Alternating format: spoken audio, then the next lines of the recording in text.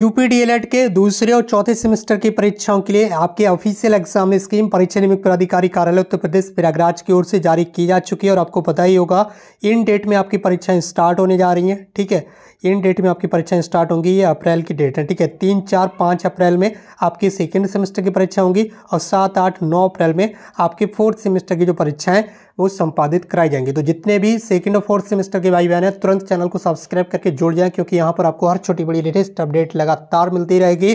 DElEd परीक्षाओं से संबंधित पल पल की अपडेट यहाँ पर आपको दी जाएगी। बहुत जल्दी आपको ये भी बता दिया जाएगा कि आपके एडमिट कार्ड कब आएंगे। बट यहाँ पर हम बात करें आपको अपने एग्जाम में आपको जो एग्जाम कॉपी मिलती है उसे किस तरह से आपको फिल करना होता है, किस तरह से आपको यहाँ पर एग्जाम कॉपी को भरना होता है। तो यहाँ पर आप एग्जाम कॉपी देख पा रहे होंगे, कुछ इस तरह से एग्जाम कॉपी आपको परीक्षा में मिल जाती है। विभागीय परीक्षा उत्तर प्रदेश। सबसे पहले देख लीजिए, यहाँ बताया गया कि परीक्षार्थी निम्नलिखित रिक्त स्थानों की पूर्ति को आपको स्वयं फिल करना है। अगर आप PYQ सीरीज को अटेंड करना चाहते हैं, क्लासेस को अटेंड करना चाहते हैं, प्रीवियस ईयर पेपर सॉल्व किए हुए आपको यहाँ पर लगातार सॉल्व कराए जा रहे हैं प्रीवियस ईयर पेपर को, तो इसके लिए आपको इस वीडियो के नीचे कमेंट बॉक्स में चले जाना, जहाँ पर आपको नए डीएलएड वाले चैनल की लिंक मिल जाएगी। उस चैनल को जाकर तुरंत सब्सक्राइब कर लीजिए। यहाँ पर आपको पिछले सभी वर्षों के प्रश्न पत्र को सॉल्व कराया जा रहा है, जो कि आपकी परीक्षाओं के लिए बहुत ही ज़्यादा इंपॉर्टेंट साबित होते हैं। आपको पता ही होगा प्रीवियस ईयर क्वेश्चन पेपर से प्रत्येक परीक्षा में प्रश्न लगातार रिपीट होते हैं डीएलएड में, तो उससे आपको काफ़ी ज़्यादा हेल्प मिल जाएगी आपकी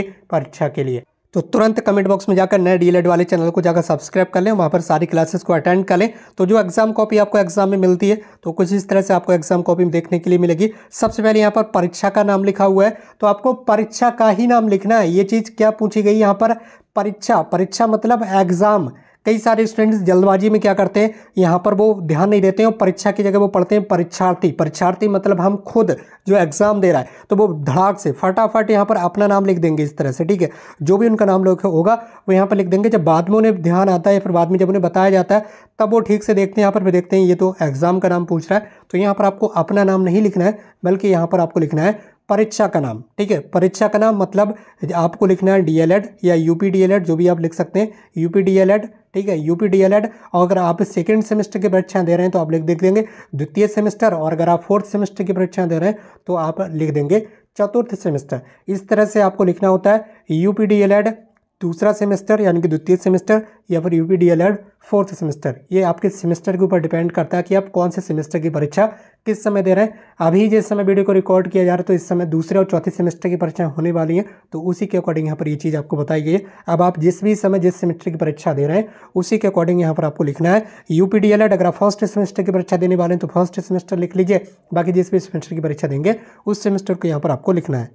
आपको अपनी एग्जाम को भी बहुत ही सावधानी पूर्वक फिल करना है, इसीलिए आपको वीडियो बनाकर सारी चीज़ें समझाई जा रही हैं। आपको पता ही होगा अगर आप एग्जाम कॉपी फिल करने में कोई भी मिस्टेक करते हैं, कटिंग करते हैं, तो इसका जो नेगेटिव इफेक्ट है वो एग्जामिनर के ऊपर पड़ता है। ठीक है, जो भी परीक्षक आपकी परीक्षा कॉपी को चेक करता है उसके माइंड पर इसका नेगेटिव इफेक्ट पड़ता है, और वो पहले ही यहाँ पर उसके ऊपर ये प्रेशर पड़ता है या फिर इफेक्ट कह सकते हैं कि उसे यहाँ पर समझने में देर नहीं लगती है कि आपने आगे एग्जाम कॉपी में क्या किया होगा। कई बार मिस्टेक से ऐसा हो जाता है, तो आप इस तरह की मिस्टेक ना करें। सारी चीज़ें पहले ही आपको समझा दी जा रही हैं। तो यहाँ पर आप लिख देंगे यूपीडीएलएड द्वितीय सेमेस्टर या चतुर्थ सेमेस्टर, जो भी आपका सेमेस्टर होगा। उसके बाद यहाँ पर आपको अनुक्रमांक लिखना है। अनुक्रमांक बोले तो आपका रोल नंबर। अब आप कहेंगे रोल नंबर कहाँ मिलेगा, आपको कॉलेज से एडमिट कार्ड मिलेगा, कॉलेज से मिलेगा आपको एडमिट कार्ड, उस एडमिट कार्ड पर होगा आपका रोल नंबर, वही होता है आपका अनुक्रमांक। ठीक है, तो अनुक्रमांक सबसे पहले तो यहाँ पर आपको अंकों में लिखना है। आपका जो भी अनुक्रमांक होगा इस तरह से जो भी होगा आप इस तरह से मैथमेटिकल नंबर में लिख देंगे, मतलब अंकों में जो भी आपका रोल नंबर होगा लिख देंगे। उसके बाद यहाँ बताया जा रहा है शब्दों में लिखिए। शब्दों में लिख देंगे, कैसे लिखेंगे, जैसे कि शुरू में मान लीजिए यहाँ पर आपका 8 है तो आप हिंदी में लिख सकते हैं 8 इस तरह से। उसके बाद 0 है तो 0 को आप लिख देंगे 0। ठीक है, 0।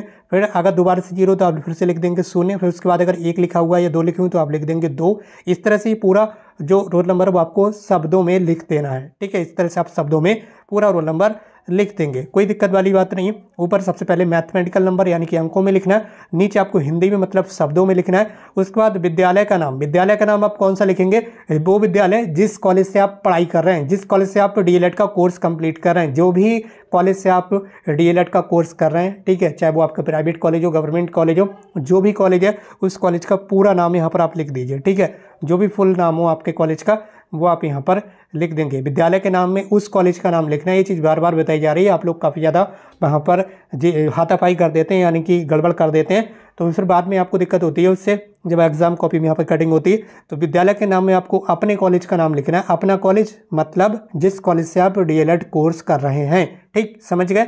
इसके बाद देख लीजिए परीक्षा केंद्र का नाम। परीक्षा केंद्र के नाम में आपको उस कॉलेज का नाम लिखना है जिस जगह आप परीक्षा देने के लिए गए हैं, जहां पर आप बैठे हुए हैं, जहां पर बैठकर आप इस एग्जाम कॉपी को भर रहे हैं, ठीक है, एग्जाम दे रहे हैं जिस कॉलेज में, उस कॉलेज का नाम आपको यहाँ पर लिख देना और वो कॉलेज आपको आपके एडमिट कार्ड पर देखने के लिए मिल जाएगा, ठीक है। जिस भी कॉलेज में आपका एग्जाम सेंटर जाएगा उस कॉलेज का नाम, उस स्कूल का नाम, इंटर कॉलेज होते हैं, ठीक है, तो उस कॉलेज का नाम आपको आपके एडमिट कार्ड पर देखने के लिए मिल जाएगा। और एडमिट कार्ड से देखकर आप यहाँ पर फिल कर देंगे उस कॉलेज का नाम जिस कॉलेज में आप एग्जाम दे रहे हैं। एग्जाम देने वाले कॉलेज का ही नाम यहाँ पर परीक्षा केंद्र के नाम वाले सामने आपको लिख देना है, ठीक है। उसके बाद यहाँ पर पूछे यार विषय तो आपको बताइए, तो सब्जेक्ट जिस सब्जेक्ट की आप दे रहे हैं परीक्षा लिख दीजिए उसी का नाम, कोई दिक्कत नहीं। पहले सब्जेक्ट की परीक्षा देना है तो लिख दीजिए वर्तमान भारतीय समाज और प्रारंभिक शिक्षा। दूसरे सब्जेक्ट यानी कि दूसरे विषय की यहाँ पर परीक्षा दे रहे हैं तो लिख दीजिए प्रारंभिक शिक्षा के नवीन प्रयास। और तीसरा सब्जेक्ट आपको बताइए साइंस यानी कि विज्ञान हो गया, चौथा मैथ हो गया, उसके बाद सोशल स्टडीज़ यानी कि सामाजिक अध्ययन हो गया। तो जिस भी सब्जेक्ट की आप परीक्षा दे रहे हैं वो सब्जेक्ट यानी कि विषय का नाम यहाँ पर आपको सारी चीज़ें हिंदी में अच्छे से फिल कर देना है, ठीक है। फिर एक बार बताएंगे कि साफ सफाई का विशेष ध्यान रखें, राइटिंग अच्छे से लिखें और कटिंग फटिंग ज़्यादा ना करें क्योंकि इससे निगेटिव इफेक्ट पड़ता है एग्जामिनर के ऊपर जो आपकी परीक्षा कॉपी को चेक करता है, ठीक है। इसके बाद यहाँ पर अगला जो पॉइंट पूछा गया यहाँ पर देख सकते होंगे प्रश्न पत्र संख्या, ठीक है। प्रश्न पत्र संख्या मतलब कौन सा पेपर कितने नंबर का पेपर दे रहे हैं, यानी कि पहला पेपर दे रहे हैं तो आप लिख देंगे प्रथम प्रश्न पत्र, ठीक है। इसके बाद अगर दूसरा पेपर दे रहे हैं तो आप लिख देंगे द्वितीय प्रश्न पत्र। इस तरह से आप प्रश्न पत्र की जो संख्या है वो लिख सकते हैं। तीसरा पेपर दे रहे हैं तो लिख देंगे तृतीय प्रश्न पत्र। ये सारी चीज़ें आपके एडमिट कार्ड यानी कि प्रवेश पत्र पर लिखी हुई रहती हैं। आप जब अपने प्रवेश पत्र को देखेंगे तो उस पर सारी चीज़ें लिखी हुई जाएंगी कि कौन सा प्रथम प्रश्न पत्र है, कौन सा दूसरा है, कौन सा तीसरा है। इस तरह से सारी चीज़ें आपके एडमिट कार्ड पर लिखी हुई मिल जाएंगी। उसके बाद दिनांक बोले तो डेट तो आपको पता ही होगी, अभी ये तो बता नहीं कर सकते हैं। डेट में डेट लिखना है आपको, जिस तरह से डेट लिखी जाती है, जिस डेट में आप परीक्षा दे रहे हैं, जिस डेट में एग्जाम दे रहे हैं उस डेट को यहाँ पर आपको लिख देना है, ठीक है। इसके अलावा आपको और कहीं पर भी इस एग्जाम कॉपी में आपने कहीं पर भी सिग्नेचर, मोबाइल नंबर, जे नंबर, वो नंबर, कोई सा कुछ भी फालतू की चीज़ें नहीं लिखना है, इससे आपका रिकॉर्ड खराब होगा। ये चीज़ आपको बार बार समझाई जा रही है। एग्जाम कॉपी में कहीं पर भी आपको अपना नेम नहीं लिखना है, ठीक है, ये चीज़ बार बार बताई जा रही है। मोबाइल नंबर, इस तरह की हरकतें आपको नहीं करना, अन्यथा आपके ऊपर कड़ी कार्रवाई हो सकती है। ये मैं नहीं कर रहा हूँ बल्कि पीएनबी बोलती है ऐसा। तो इस तरह की चीज़ें आप ना करें। कहीं पर भी आपसे नाम नहीं पूछा गया आपका, कहीं पर भी आपसे ये नहीं कहा गया कि आप अपना नाम बताइए, तो नाम कहीं पर भी आपको नहीं लिखना है, ठीक है। ये चीज़ बार बार समझाई जा रही। यहाँ पर आपको कुछ नहीं करना है, नीचे भी आपको कुछ नहीं करना है, ठीक है। कहीं पर अब आपको कुछ नहीं करना है। ये सब यहाँ पर एग्ज़ाम कॉपी चेक करने वालों के लिए, ये परीक्षक के लिए जो भी आपकी परीक्षा कॉपी को चेक करेंगे वो यहाँ पर मार्क्स देंगे। और जो एग्ज़ामिनर आपके लिए यहाँ पर आपके कक्ष में जब आप एग्ज़ाम दे रहे हैं उस समय जो गार्डी करते होंगे एग्ज़ाम, ठीक है, वो यहाँ पर अपना सिग्नेचर मार देंगे। आपको बस केवल ऊपर का ही सारी डिटेल्स फिल करना होती है। तो इस तरह से आपको एग्जाम कॉपी फिल करना। बाकी अगर आपका और कोई सवाल है तो नीचे कमेंट बॉक्स में जरूर टाइप कीजिए और इस वीडियो को शेयर कर दीजिए। और आपको पता ही होगा एक दिन में 3 पेपर आपके होते ही हैं। राइटिंग का विशेष ध्यान रखें। परीक्षा कॉपी के अंदर जब आप लिखते हैं तो राइटिंग का विशेष ध्यान रखें। राइटिंग से ही काफ़ी ज़्यादा इफेक्ट पड़ता है यहाँ पर परीक्षा के ऊपर कि वो आपको किस तरह से मार्क्स दे रहा है, ठीक है। बाकी यहाँ पर आप इंग्लिश का यूज़ ना करें, इंग्लिश का यूज़ ना करें, ठीक है। कई सारे स्टूडेंट्स टोटल जो सीबीएसई बोर्ड के स्टूडेंट्स रहते हैं, ठीक है, वो यहाँ पर क्या करते हैं कई बार इंग्लिश में आंसर लिखते हैं तो इंग्लिश में फुल आंसर इंग्लिश में ना लिखें। आप हेडिंग इंग्लिश में ले सकते हैं। कहीं पर कोई पॉइंट आ रहा है, ठीक है, तो उसे आप इंग्लिश में ले सकते हैं, ठीक है। लेकिन टोटल क्वेश्चन आप पूरा आंसर इंग्लिश में लिख रहे हैं तो इस तरह की हरकत ना करें, ठीक है। कि इंग्लिश में यहाँ पर जो आंसर है वो नहीं चल पाएंगे, तो इंग्लिश में आंसर पूरा ना लिखें। आप कहीं पर कोई पॉइंट लिख सकते हैं, कोई वर्ड आ रहा है, ठीक है, या कहीं पर कोई आप हेडिंग लिख रहे हैं तो वो इंग्लिश में लिख सकते हैं, लेकिन पूरा का पूरा आप आंसर इंग्लिश में ना लिखें, ठीक है। यूवीडीएलएड की ये खासियत है, इंग्लिश का आप यूज़ ना करें ज़्यादा। ये चीज़ बार बार बताई जा रही है, अन्यथा आपको इससे आपको जो दिक्कत है वो हो सकती है। बाकी इस वीडियो को शेयर कर दीजिए अपने फ्रेंड्स के साथ ताकि और भी भाई बहनों को पता चल सके कि कैसे अपनी परीक्षा कॉपी फिल करना है। बाकी दोस्तों इस तरह की और भी लेटेस्ट अपडेट के लिए आप हमारे साथ बने रहिएगा। मिलते भी एक नई वीडियो में एक नई इन्फॉर्मेशन के साथ। Thank you so much for watching this video.